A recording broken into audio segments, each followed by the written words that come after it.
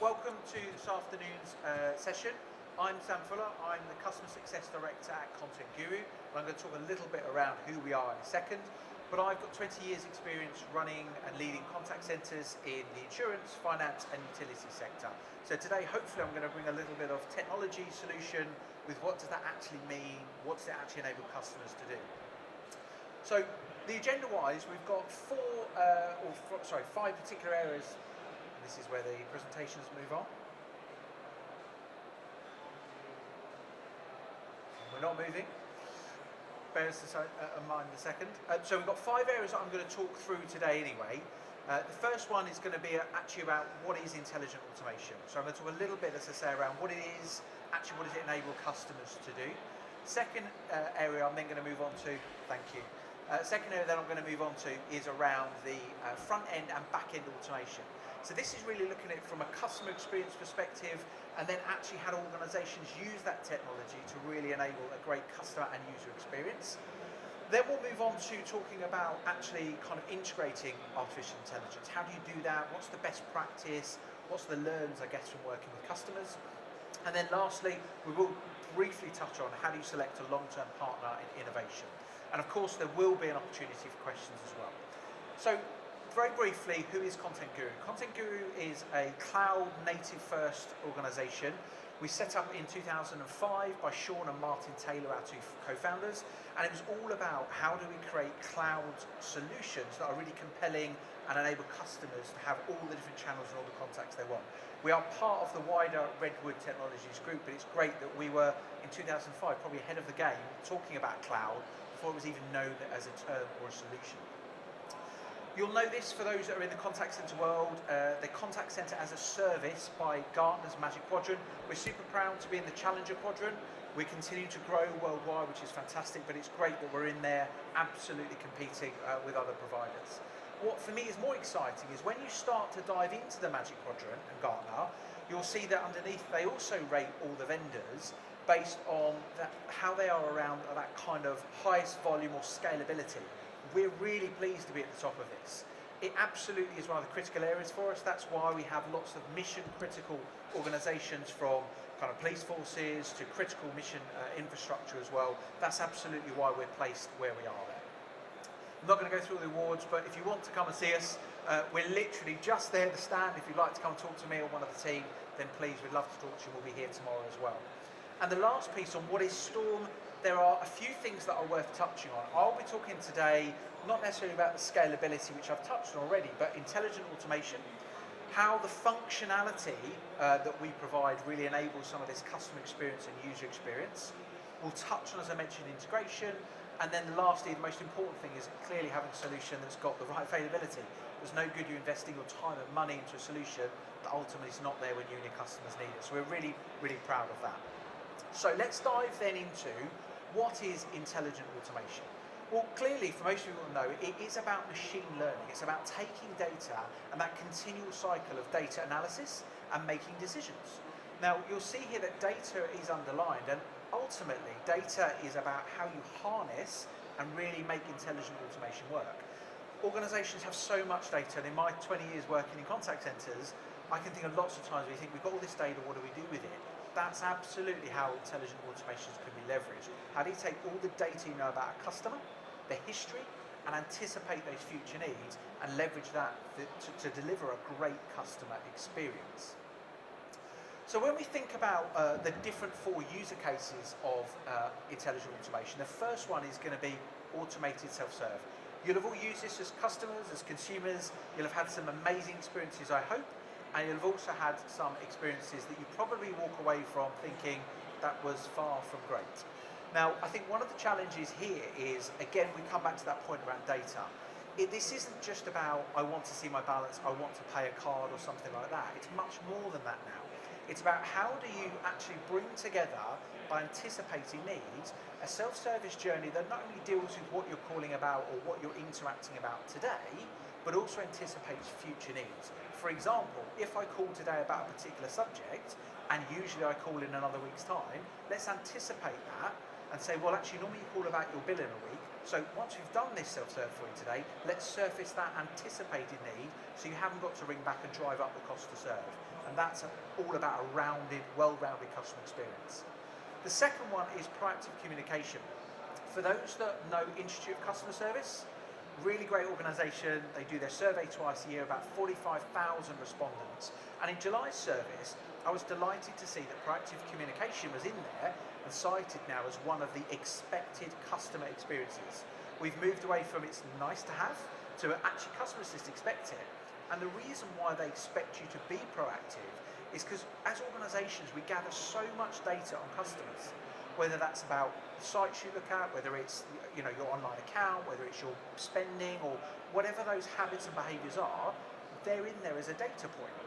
And actually what we talk about here is actually organisations need to be proactive at using that data to best serve me. For example, if I go to my finance company every 5 years to renew my mortgage, that's great. Don't just send me, here's the latest mortgage products. You know from my history that the last 3 times I've done my mortgage, I've done a fixed rate, and I've always done it over 5 years. So use that data to think, well, he's done it 3 times, he probably wants the same. So surface that as the first option, but then say, but if you're looking for something else, here's some other options. That's about leveraging data to really deliver a personalised experience. Knowledge and data is, for me, it clearly is about customer experience, but it's also about the user experience. And we don't often talk about the user experience enough. But if we think about all the wealth of information we have, often frontline advisors, when they get a customer interaction in front of them, they spend as much time going, yes, I can help with that. Now let me find the data I need and the information I need to service you. This is about actually saying, well, we know all that information, so let's surface that up to the agent in real time in a single pane of glass in one unified solution and say, right, here's the information about the customer journey that we know. Here's what we think they're calling about today, and here's the information to service it.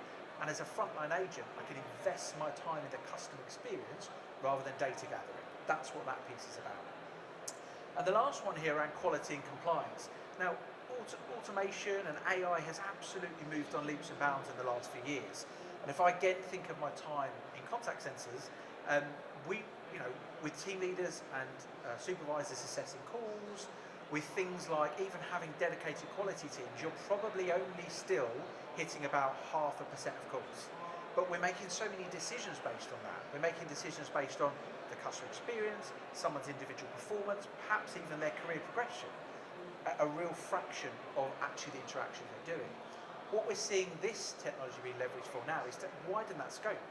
Using that speech to text, we can turn that straight into text, we can analyse the sentiment of the customer, the text, what's happening in that interaction, and we can make much more informed decisions about what's going on. We know whether they're achieving the quality standards, we'll know whether they're delivering compliance or safety information, and then what we can do from that is have real-time alerts to supervisors. And if something's not up to the standard the organisation wants, you can react in real time by saying, right, I need to go and speak to Sam now because he hasn't delivered that the way we want. And more importantly, you can intervene with the customer and fix things before they become an issue. So they're the 4 kind of user cases that are being used day in, day out. So if we think about front-end automation and start to explore that a little bit more, you probably think, and this lovely little face, it might not look like that, but a chatbot.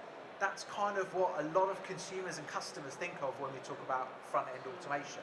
And whilst chatbots are fantastic, they're doing kind of that intelligent automation piece for us. They're taking text-based inputs from the customers, often the information they've given in that interaction versus actually having a holistic view. But they're taking that and then making decision-based routing or providing information back. Now that's fantastic, but again, when we think about intelligent automation, there's so much more we can do with that. Again, as I said earlier, bringing together all that data on the customer's history and really thinking about not just what they're calling about today, but anticipating needs, that's where we're seeing some organisations start to push the boundaries of chatbot. What's really important though, again, I'll go back to the ICS because I love this data set, it's quite an alarming stat. 14.9% of customers in July, again 45,000 customers surveyed here, said they'd had a problem with an organisation. Now that's alarming because it's at its highest level it's ever been in 10 years. So we're getting worse at satisfying customers in that way. Now we're clearly, when we identify an issue, we're dealing with it slightly better than we used to, but 57, 60%, they're not up to the standards we would all want them to be clearly. When you look at the drivers, the number one driver that makes up like over 25% of this data set is make it easier for me to get through to the right person. So again, if we think about that chatbot experience, typically what organizations do is if you want to escalate the chat to speak to somebody, we'll put that into our chat team. They'll pick that up, who are probably generalists, and I'm not being unfair there, but it's probably where most organizations put it. Instead of thinking, let me use all this data, all the information from the interaction they're having at the moment with the chatbot, and let me think about who is the best person for them to speak to who can resolve it first time. That's the importance of this. And if we do that well, we will start to see customers experiencing problems decrease. The next area, if we dive a little bit more, is really around that kind of, it's more than just chatbot, it's about digital experiences.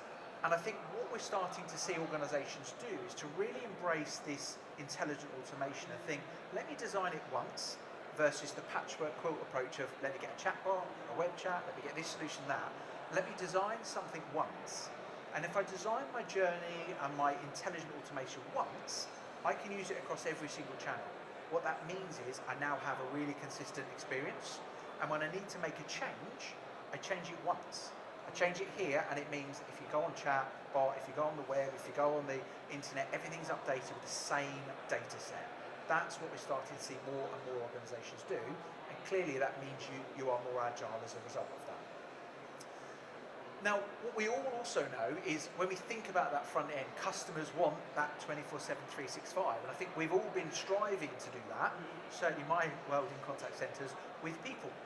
Digital gives us an opportunity to really push the boundaries and get to this point where we blend people and we blend digital.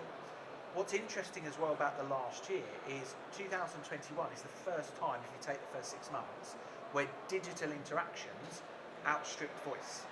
Now, it doesn't mean voice is disappearing completely, absolutely not, but it is interesting that the pandemic has accelerated customers' acceptance and tolerance of digital, and they're the first time it's made up more than 50% of all interactions. It's exciting though, because we've now got technology that can really deliver a great experience. So we're always striving for this kind of whenever, wherever, however customers want to interact, to a very simple word, which is choice. Customers have still got to feel like they've got choice when they're interacting through these different digital channels. So let's talk about the back end then, because we've talked about customer experience and some data sets there. But if we think about this back end, how do you design a service and how do you respond and get agility? Well, there's a couple of, well, I say a couple, there's quite a few user cases on here, but I want to talk about 2 in particular as user cases. So the first one is intelligent routing. That is absolutely about thinking, how do we make sure we've got the best chance of solving this customer inquiry first time? So you will have heard, I'm sure, of either first contact resolution or first time resolution as kind of a metric that's only been around a few years. It's quickly becoming the core metric for contact centres. And the reason for that is it balances 2 things. It lets organisations be able to see how efficient they are. So it's great from an efficiency and an organisation output. But for me, what's really exciting is it's about the customer experience. Because actually, if you think about first contact resolution, the key driver for CSAT is often ease. And if we make it easy to do things first time, there's an absolute correlation between higher CSAT and higher customer satisfaction levels. So intelligent routing can be used to think about, well, I know all this information, we've talked about data already, who is the best person in my organisation right now, who's available to deal with Sam's inquiry when he calls. That's about how you can leverage AI and automation to really deliver a great experience. The second piece, which I think is just as important here, is we also think about that kind of customer experience in terms of, I want to be able to deal with things first time, but I also want to make sure I'm actually delighted. And what we can also do here is think about, well, who did Sam speak to when he last called up? Now there's a caveat here with using intelligent routing to route back to the same agent. It's got to be a great experience. Unless you add a layer that says, let's check, how did I value that last experience with Sam? If it was great, a 9 or a 10, then let's route back to Sam, customers wowed, instant trust goes up, they already feel confident even if they've got an issue. If we deliver and use automated routing back to the same agent, it was a poor experience, we're going to annoy the customer even more. So you've got to add that level of understanding and data to it as well. The second one here is about automated ID and VIN. This is a much newer, I guess, use of intelligent automation, and it's about how we can use our voice as biometric security, i.e. my voice is my password. Some organisations, and we're working with some that are using this now, and it's really effective. It has a great opportunity to reduce average handle time, but there's two things I'll call out here. If you're thinking of it or doing it, one, you need to make sure that your intelligent automation, it learns. It's self-aware almost in some ways. Because as we all age, our voice changes. Our voice will change either the tonality, the pitch, etc. And you've got to have a solution here that's going to learn every time you interact. And with that tool, what you're able to do is if you're using it on a regular basis, it will notice those subtle differences, it'll adapt and it will change. And you won't be greeted with, we don't recognise your voice today. So that's the first thing. And the second bit here is how do you stay ahead of fraud? How do you stop people from recording voices or using kind of synthesized voice on the computer? And we absolutely have this where it's enabled playback function. So if we identify that there is a playback function being used, and we can do that with the technology, then we can flag this up and go, potential fraud, and back to intelligent routing, route it through to the fraud department rather than through to an agent with a flag. So there's some really clever things you can start to do here, but I do call those out. And then here, the finance organisation we're working with at the moment, they've been able to save 15% efficiency in their average handling time by simply implementing this. And they've got more confidence about the security of this as well. So there's two there. I think the next one I want to talk about then are four kind of best practice. What does it look like? And this is either for those that are first dipping their toe in the water for intelligent automation or those that have just gone into it. And the first one is really think about starting at the very first step of your customer journey. That's got to be the first step. How can you make sure that even before a customer interacts with you, you're being proactive? So back to that data point, think about how can we reach out to customers in a proactive way? How can we get that learning and bring that into our automation decision routing and for your teams? The second one is about really reducing those laborious, time-consuming tasks. Often this is around a great place to start is high volume, low skill. And that will do two things. One, it will give you a great opportunity to have an impact very quickly. And the second thing is it'll allow you to cut your teeth on the technology and learn very quickly because you've got a big volume of interactions there. That's where we see customers leverage that. The third area, data. We've talked about it. It's gather data from every point. And what I mean by that is you'll be gathering data on social media, on your website, on customers' accounts, proactive emails you've sent, have they read them, etc., from interactions. Unless you bring all that data together, you will never optimize the investment you make into intelligent automation. And our customers that get the most value from this are absolutely doing this. And the last area is it has to be part of your continuous improvement cycle. Unless you are willing to invest, and where we see organisations, they adjust their target operating model. So we've started to see new roles where in a contact centre, they're actually having someone that focuses on natural language processing, where every day they're taking that learning and thinking, how can I improve that today in the system? And why all of these things are more possible is, again, we talk about no code. So with the solutions we're talking about here, they are where you can move it from being an IT-owned solution to an operational function where your teams can make changes in real time across your entire estate. So let me talk about two user cases before we close off today. So the first customer I'm going to talk about is Companies House. For anyone that's registering a company, that could be either a new company or for liquidation where you're folding a company in, Companies House is who you're dealing with. Can get quite complex. So we were working with them because their challenge or problems they had were that their agents were really bogged down by lots and lots of low-level tasks and being overwhelmed at certain peak times in the day and the month. What that led to is really poor handle times, average handle times going up, abandoned calls, CSAT, you name it, all of the usual metrics you'd expect. The solution for us was to talk to them about how could we implement natural language processing, break free from the press 1, press 2, multi-layered IVR, and really embrace the voice of the customer. That's where we started. So what did we do? The first thing was absolutely to put natural language processing at the very start of an interaction, empowering customers to say, well, talk to us using your voice, how can we help you today? That gave us a huge amount of data, which I'll come on to in a second. The second bit was, now we've got that voice, let's turn that into text and let's think about decision making and routing options. So if we know, for example, that someone has had a really poor experience before, that routing decision might be, let's speak to somebody straight away rather than having other options. If it's the first time caller, we might then think about, let's actually delve a little deeper now, let's think about extra prompts or extra information. And that led us to this, which was around how can we deliver back information and start that self-service engagement, or how could we make sure that the customer got the very best from the self-service while still holding their place in queue. And what that meant is even those customers that ended up speaking to somebody, actually we'd probably dealt with quite a lot of their queries already, so we cut the average handle time down. So we're still benefiting there. And the last piece here is about data. There are 2 points here. One is about gathering data about the call types, i.e. when are people calling, what type of callers, and the other bit here, which for me is more exciting, which is the language. Now in this case, there were 8 ways that we were told someone would talk about liquidation. So that's what we went with. There ended up being 40 plus ways that customers talk about liquidating a business.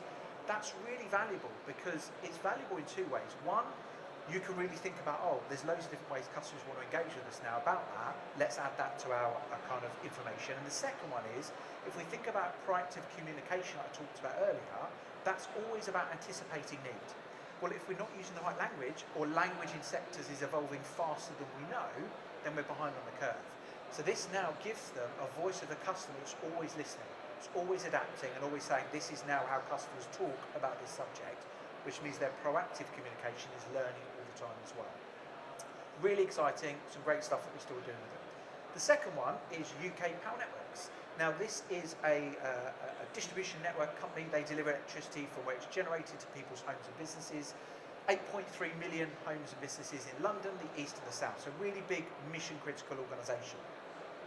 The problem they had was that in peak weather events, sometimes unforecasted, they can go from 2,000 calls to over 100,000 calls like in a moment's notice. And how do you suddenly cope with that when it's all about humans? So things like average handle time, abandonment rates, all would go the wrong way. So we talked to them about solution being 2 things. 1, how can we help them be more proactive? And 2, how can we help them use intelligent automation and self-service? So the first one, and I'll bring all these up now rather than going through them all, but the first one I'm going to start is around proactive callers and repeat. They had so much information on the customers they just weren't using. So we talked about at the outset of a fault, let's use that information. Let's tag to who's impacted by a power cut. And the challenge here was, how could we get information to customers before they even knew they had a power cut? For example, us here today. You wouldn't know if your home had a power cut necessarily, or if someone was doing the shopping.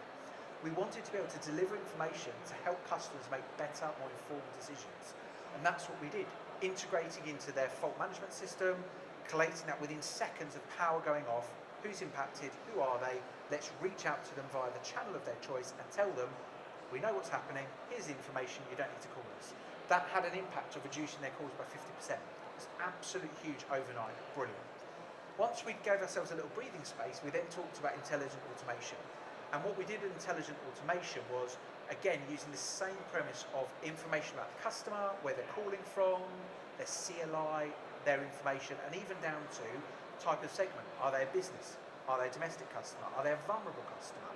And that would then drive us to offer a dynamic self-service. What that did for them is you would go typically from an average day being about 20 to 25% self-service to these events up to 93%, giving you capacity to deal with those really critical customers.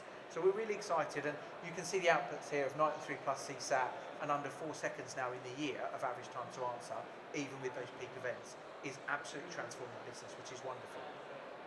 So I guess in summary, there's a couple of things I want to cover, then we'll move to questions. The first one is that we're really excited about our Storm Toolkit. It really is that kind of modular approach where customers can choose how they want it, and they're making sure they're only paying for what they use.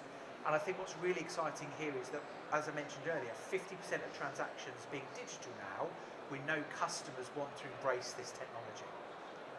The last thing I'll point out here is when you're making a decision about a partner, we're agnostic about your AI partner. Now you might have existing relationships or have a preference. We work with Google, Microsoft, IBM, but our challenge, because we're agnostic, is we'll integrate to any one of those. And the example I'll give you is recently, a large financial company we're working with in Romania, they, with this experience, We did some testing of these great technologies, and we found that one of them, and I won't mention who, had a 10% higher success rate because their AI understanding of mailing was far better. For us, that was the decision. It was like, well, let's use that one because that delivers the outcome the customer wants. That's our challenge on us to make sure we find the right partner that delivers the outcome our customers are looking for. So that's it. I hope that's been really beneficial today. Thank you for listening. I think we're going to open if you've got any questions.